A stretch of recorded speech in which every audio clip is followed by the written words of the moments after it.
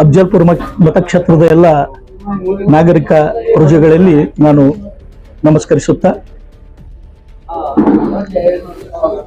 ಇವಾಗ ಈ ಒಂದು ನಮ್ಮ ಶಾಸಕರು ಸುಮಾರು 8 ವರ್ಷಗಳಿಂದ ಶಾಸಕರಾಗಿ ಆಡಳಿತವನ್ನ ಮಾಡ್ತಾ ಇದ್ದಾರೆ. ಈ ಒಂದು ಅಫಜಲ್ಪುರ ಮತಕ್ಷೇತ್ರದ ಎಲ್ಲ ಇಲಾಖೆಗಳನ್ನ ನಾವು ಇಲಾಖೆಯ ಕೆಲಸಗಳನ್ನು ನೋಡಿದಾಗ ಸಂಪೂರ್ಣವಾಗಿ ಏನಪ್ಪಾ ಅಂತಂದ್ರೆ ಕಳಪೆ ಮಟ್ಟದ ಕಾಮಗಾರಿಗಳು ನಡೀತಾ ಇದ್ದಾವೆ. ಒಂದೊಂದು ಕಡೆ ಏನಪ್ಪಾ ಯಾವುದೇ ಕಾಮಗಾರಿಗಳು ಕೂಡ ನಡೆದಿಲ್ಲ ಅಂತಕ್ಕಂಥದ್ದು ಈ ಒಂದು ಮೇಲ್ನೋಟಕ್ಕೆ ನಮಗೆ ಎದ್ದು ಕಾಣ್ತಾ ಇದೆ. ಆದ್ರೆ ಇವರು ಈಗಾಗಲೇ ಏನಪ್ಪಾ ಅಂತಂದ್ರೆ ಹಿಂದೆ 5 ವರ್ಷ ಹಿಂದಿನ ಪೀರಿಯಡ್ ನಲ್ಲಿ ಅಂದ್ರೆ ಬಿಜೆಪಿ ಸರ್ಕಾರ ಇದ್ದಾಗ ಮಾನ್ಯ ಶಾಸಕರಾಗಿದ್ದಾಗ ಅವರು 3,500 ಕೋಟಿ ರೂಪಾಯಿ ಅನುದಾನವನ್ನ ತಂದಿದ್ದೀನಿ ಅಂತ ಹೇಳ್ಕೊಂಡು 2023ರಲ್ಲಿ ಹೇಳಿದ್ರು. ಆ ಪ್ರಕಾರ ನಮಗೆ ಒಂದು ಲಿಸ್ಟ್ ಕೊಟ್ಟಿದ್ದಾರೆ ಎಲ್ಲೆಲ್ಲಿ ಏನ್ ಮಾಡಿದೆ ಅಂತ ಹೇಳಿ. ಆ 3,500 ಕೋಟಿಯ ಯಾವ ಕೆಲಸಗಳು ಕೂಡ ನಮಗೆ ಕಾಣ್ತಾ ಇಲ್ಲ. ಅದೇ ರೀತಿಯಾಗಿ ಇಂದು ಮೊನ್ನೆ ಏನಪ್ಪಾ ಅಂತಂದ್ರೆ ಈ ಒಂದು ಪೀರಿಯಡ್ ನಲ್ಲಿ ಈಗೇನು 2-3ನೇ ವರ್ಷ ರನ್ನಿಂಗ್ ನಡೆದಲ್ಲ, ಈ ಪೀರಿಯಡ್ ನಲ್ಲಿ ಕೂಡ ಹೇಳಿದ್ರು ಕಾಂಗ್ರೆಸ್ ಸರ್ಕಾರದಲ್ಲಿ 4,500 ಕೋಟಿ ರೂಪಾಯಿನ ಅನುದಾನ ಪಡ್ಕೊಂಡು ತಂದಿದ್ದೀನಿ ಅಂತ ಹೇಳಿದ್ದಾರೆ. ಈ ಎಲ್ಲ ಒಟ್ಟು 8,000 ಕೋಟಿ ಅನುದಾನ ಏನಪ್ಪಾ ಅಂತಂದ್ರೆ ಅವ್ರ ಪೀರಿಯಡ್ ನಲ್ಲಿ ಬಂದಿದೆ. ಆ 8,000 ಕೋಟಿ ರೂಪಾಯಿಗಳನ್ನ ಯಾವ್ಯಾವ ಇಲಾಖೆ ಅಡಿಯಲ್ಲಿ ಎಲ್ಲೆಲ್ಲಿ ಯಾವ ಏನಪ್ಪಾ ಅಂತಂದ್ರೆ ಶೈಕ್ಷಣಿಕ ಕ್ಷೇತ್ರದಲ್ಲಿ ಎಲ್ಲೆಲ್ಲಿ ಶಾಲೆಗಳನ್ನ ನಿರ್ಮಾಣ ಮಾಡಿದ್ದಾಗ್ಲಿ, ಅಥವಾ ವೈದ್ಯಕೀಯ ಕ್ಷೇತ್ರದಲ್ಲಿ ಎಲ್ಲೆಲ್ಲಿ ಹೊಸ ಹಾಸ್ಪಿಟಲ್ಗಳಾಗ್ಲಿ, ವೈದ್ಯಕೀಯ ಸೌಲಭ್ಯಗಳನ್ನು ಕೊಟ್ಟಿದ್ದಾಗ್ಲಿ, ಅಥವಾ ಈ ಒಂದು ರಸ್ತೆ ಒಂದು ಪಿಡಬ್ಲ್ಯೂಡಿ ಇಲಾಖೆಯಲ್ಲಿ ಎಷ್ಟು ರಸ್ತೆಗಳನ್ನ ನಿರ್ಮಾಣ ಮಾಡಿದ್ದಾರೆ ಅಂತಕ್ಕಂಥದ್ದು, ಎಲ್ಲೆಲ್ಲಿ ನೀರಿಲ್ಲಾರ್ದಲ್ಲಿ ಏನಪ್ಪಾ ಅಂದ್ರೆ ಕೆರೆಗಳನ್ನ ನಿರ್ಮಾಣ ಮಾಡಿದ್ರ ಬಗ್ಗೆ ಆಗ್ಲಿ, ಅಥವಾ ಇವರೆಲ್ಲ ಡೆವಲಪ್ಮೆಂಟ್ಸ್ಗಳು ಅಂದ್ರೆ ಜನರಿಗೆ ಬೇಕಾದಂತ ಮೂಲ ಸೌಕರ್ಯಗಳನ್ನ ಒದಗಿಸಲಿಕ್ಕೆ ಇಲ್ಲಿ ಏನಪ್ಪಾ ಅಂತಂದ್ರೆ ಇವರು ವಿಫಲರಾಗಿದ್ದು ಇಲ್ಲಿ ನಮಗೆ ಎದ್ದು ಕಾಣ್ತಾ ಇದೆ. ಎಲ್ಲಾ ಕಡೆ ತಾಲೂಕಿನಾದ್ಯಂತ ಸಂಚರಿಸಿದಾಗ ಎಲ್ಲರೂ ಕೂಡ ಇವಾಗ ಏನಪ್ಪಾ ಅಂತಂದ್ರೆ ಇದು ಅನಭಿವೃದ್ಧಿ ವಿಚಾರಗಳೇ ಕೂಡ ಜನರ ಬಾಯಿಂದ ಏನಪ್ಪಾ ಅಂತಂದ್ರೆ ಎದ್ದು ಬರ್ತಾ ಇದ್ದೇವೆ.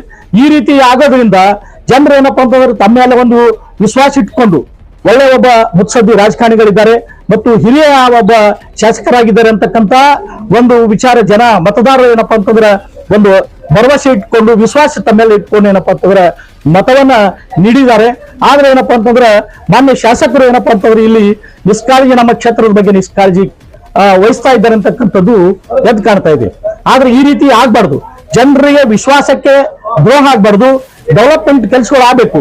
ಈಗ ನಾವು ಅದೇ ಒಂದು ಗತ್ತರಿಗಿದು ಸಾಮಾನ್ಯವಾಗಿ ನೋಡಿದಾಗ ಇನ್ನೂ ರೋಡ್ ಏನಪ್ಪಾ ಅಂತಂದ್ರೆ ನಾವು ಎಷ್ಟು ವರ್ಷದಿಂದ ಏನಪ್ಪಾ ಅಂದ್ರೆ ಕೂಗಾಡೋರು ಕೂಡ ಇನ್ನೂ 1 ಕಿಲೋಮೀಟರ್ ರಸ್ತೆ ಏನಪ್ಪಾ ಅಂತಂದ್ರೆ ಅದು ಹಾಗೆ ಕೂತಿದೆ, ಅದು ಕೆಲಸ ಮಾಡ್ತಾ ಇಲ್ಲ.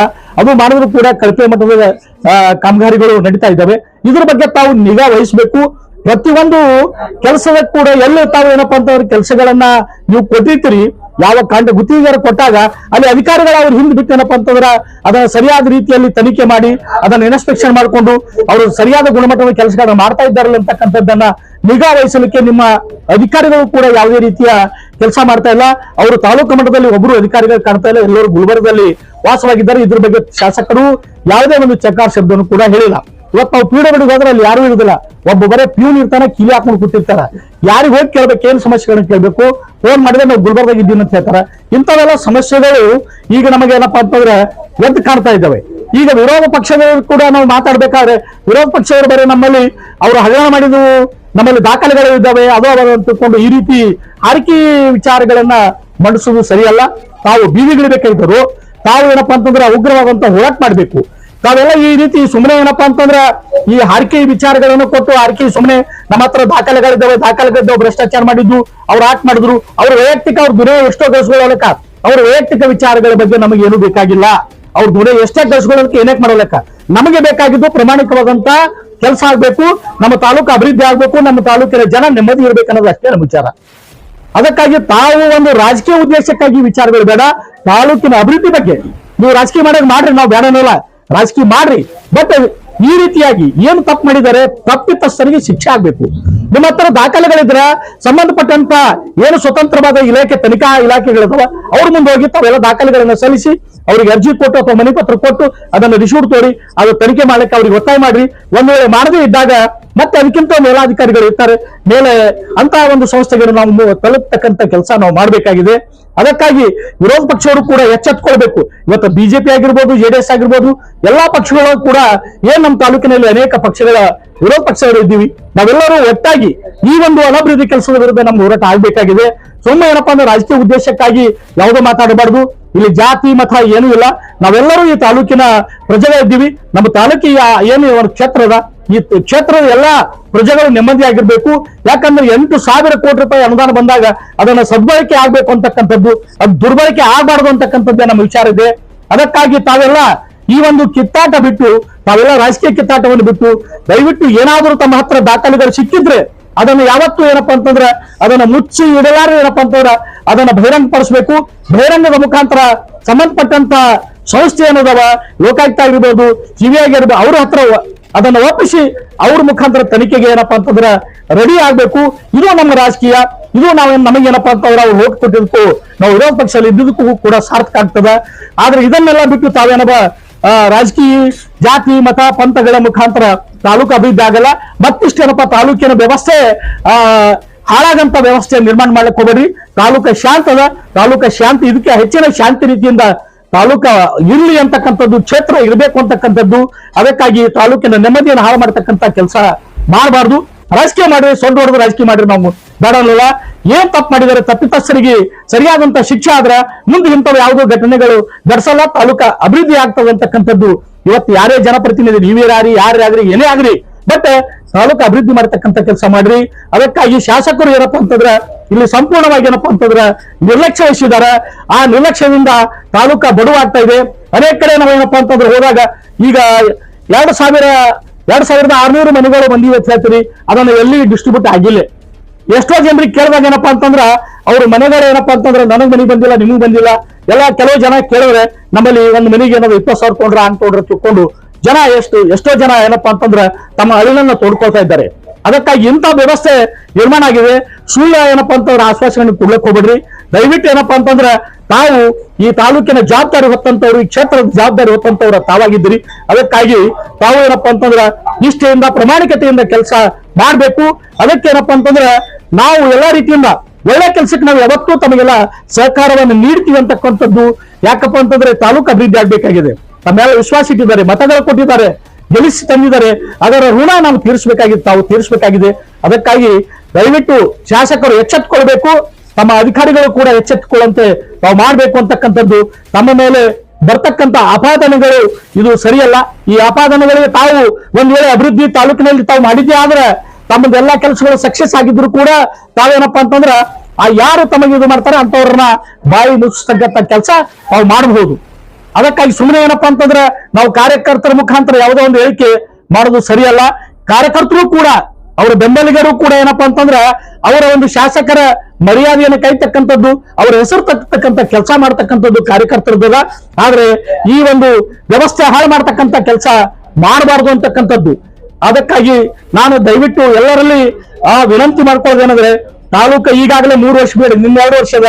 ಅದಕ್ಕಾಗಿ 2 ವರ್ಷದಲ್ಲೇ ಆದ್ರೂ ಕೂಡ ಸರಿಯಾದಂತ ಇನ್ನೂ ಹೆಚ್ಚಿನ ಅನುದಾನ ಪಡ್ಕೊಂಡು ಬಂದು ತಾಲೂಕು ಅಭಿವೃದ್ಧಿ ಕೆಲಸ ಮಾಡಿ. ತಾಲೂಕ ಇನ್ನ ಬೇರೆ ಈ ಆಳಂ ತಾಲೂಕಿನಲ್ಲಿ ಹೋದ್ರೆ ಎಷ್ಟೋ ರಸ್ತೆಗಳು ನಿರ್ಮಾಣ ಆಗಿದ್ದಾವೆ. ಅಲ್ಲಿ ಕೇಂದ್ರ ವಿಶ್ವವಿದ್ಯಾಲಯ ತಂದಿದ್ದಾರೆ ಅವರು. ಅನೇಕ ಕೆಲಸಗಳು ಡೆವಲಪ್ಮೆಂಟ್ ಕೆಲಸಗಳಾಗಿದ್ದಾವೆ. ನಮ್ಮ ಭೀಮಾ ನದಿಯಿಂದ ನೀರು ತಗೊಂಡೋಗಿ ಅವರೆಲ್ಲ ಕೆರೆಗಳು ತುಂಬಿಕೊಂಡಿದ್ದಾರೆ. ಅಲ್ಲಿ ಕುಡಿಯುವ ನೀರಿನ ವ್ಯವಸ್ಥೆ ಮಾಡ್ಕೊತಾ ಇದ್ದಾರೆ.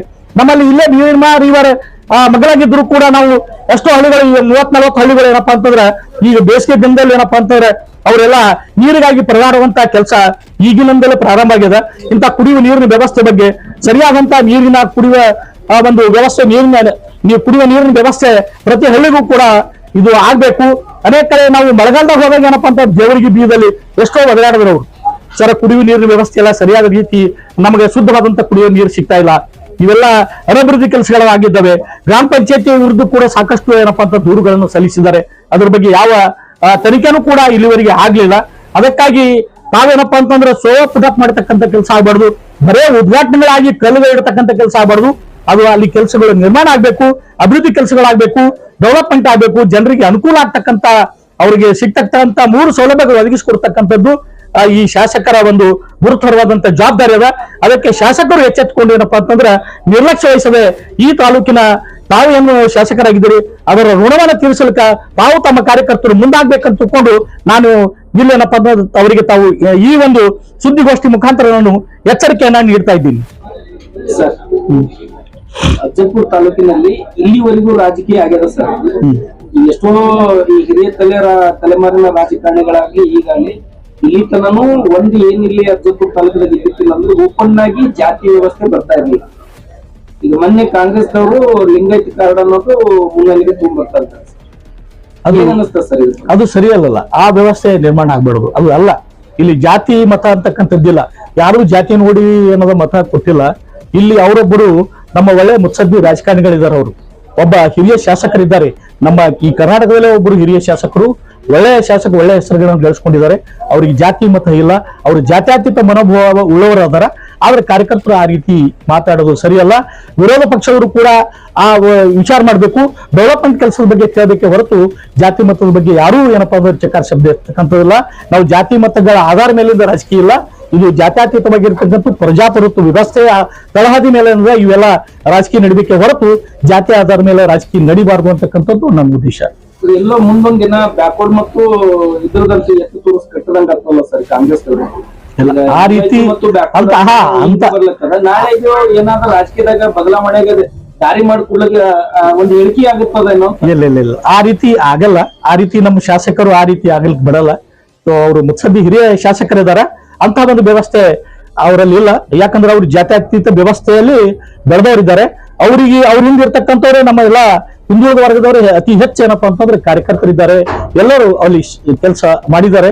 ಅವರ ಒಂದು ಗೆಲುವಿಗೆ ಏನಪ್ಪಾ ಅಂತಂದ್ರೆ ಬರೇ ಒಂದೇ ಜಾತಿ ಇಲ್ಲ, ಎಲ್ಲಾ ಜಾತಿಯವರು ಕೂಡ ಅವರಿಗೆ ಸಹಕಾರ ನೀಡಿದ್ದಾರೆ. ಆ ರೀತಿ ಅವ್ರಿಗಿಲ್ಲ. ಸೊ ಇಲ್ಲಿ ಕಾರ್ಯಕರ್ತರು ಜಗಳ ನಡೆದವೆ. ಅದಕ್ಕೆ ನಾನು ಅದ್ರ ಬಗ್ಗೆ ಹೇಳಲ್ಲ. ಶಾಸಕರು ಏನಪ್ಪಾ ಅಂತ ಹಿರಿಯರ ಮುತ್ಸದ್ದಿಗಳಿದ್ದಾರೆ. ಆ ರೀತಿ ಆಗ್ಲಿಕ್ಕೆ ಅಂತ ಒಂದು ವ್ಯವಸ್ಥೆ ನಿರ್ಮಾಣ ಆಗ್ಲಿಕ್ಕೆ ಕೊಡಲ್ಲ ಅಂತ ನನಗ ಭರವಸೆ ಇದೆ ಅವ್ರ ಬಗ್ಗೆ. ಇದು ಚಂದು ಕರಜಗಿ ಅವರಾಗ್ಲಿ, ಶರಣು ಕುಮಾರ್ ಅವರು ಲಿಂಗಾಯತ್ ಕಾರ್ಡ್ ಅನ್ನೋ ಹೇಳಿಕೆ ಈ ಶಾಸಕರಿಂದ ಇರ್ತಕ್ಕಂಥ ಎಷ್ಟೋ ಬ್ಯಾಕ್ವರ್ಡ್ ಮೂವ್ಮೆಂಟ್ ಲೀಡರ್ಗಳಿಗೆಲ್ಲೋ ಒಂದು ಇದು ಕೊಟ್ಟಂಗಾಗಲ್ಲ ಸರ್. ಅವ್ರಿಗೇನು ಅದು ಅವರು ತಮ್ಮ ಆವೇಶದಲ್ಲಿ ಮಾತಾಡಿರ್ಬೋದು ಅಷ್ಟೇ. ಆವೇಶದಲ್ಲಿ ಮಾತಾಡಿದಂತ ಮಾತುಗಳು ಆಗಿದ್ದಾವೆ. ಆದ್ರೆ ಈ ರೀತಿ ಆವೇಶದಿಂದ ಮಾತಾಡಿದ ಮಾತುಗಳು ಇದು ಶಾಸಕರ ಡ್ಯಾಮೇಜ್ ಆಗ್ತಕ್ಕಂಥ ವ್ಯವಸ್ಥೆ ಆಗ್ತದೆ. ಇದು ಆಗ್ಬಾರ್ದು. ಇದು ಇಷ್ಟಕ್ಕೆ ಕೈ ಬಿಟ್ಟು ಏನಪ್ಪಾ ಅಂತ ಜಾತ್ಯತೀತ ಮನೋಭಾವದ ವಿಚಾರಗಳು ಪಡ್ಕೊಳ್ಳೋದು ಬಹಳ ಯೋಗ್ಯ ಸೂಕ್ತ ಅನಿಸ್ತದೆ ನನಗೆ ಅಷ್ಟೇ. ಈಗ ಶಿವಕುಮಾರ್ ನಾಟಿಕರ್ ಅವರು ದಾಖಲೆಗಳದವ ಕಂಪ್ಲೀಟ್ ಕೊಟ್ಟಿವಿ ಅನ್ನೋದು ಬರೀ ಇದು ಹೇಳ್ತಾ ಇದ್ದಾರೆ ಸರ್. ಇದು ಅವರು ಇನ್ನೊಂದು ನೀವು ಸಮಯ, ದಿನಾಂಕ, ವಾರ ನಿಗದಿಪಡಿಸಿದ್ವಿ ಅದಲ್ಲಿ ನಾವು ದಾಖಲೆಗಳು ತರ್ತೀವಿ ಅನ್ನೋದಕ್ಕಿಂತ ಈ ದಾಖಲೆಗಳನ್ನು ಬರೀ ರಾಜಕೀಯ ಆದವರು ಬರೀ ಆರೋಪ ಮಾಡ್ಲಿಕ್ಕ ಇರ್ತಾರ ಅಥವಾ ಒಂದು ತನಿಖಾ ಸಂಸ್ಥೆಗೂ ಅರ್ಜಿ ಪಟ್ಟಿ ತನಿಖೆ ಮಾಡಿಸೋ ವ್ಯವಸ್ಥೆ ಅದ ಸರ್? ಈ ಕುರಿತು ಏನ್ ಹೇಳ್ತೀವಿ? ಈ ಕುರಿತು ನೋಡ್ರಿ, ಅವ್ರ ಹತ್ರ ದಾಖಲೆಗಳು ಸಮರ್ಪಕವಾದಂತಹ ದಾಖಲೆಗಳು ಇದ್ದಾಗ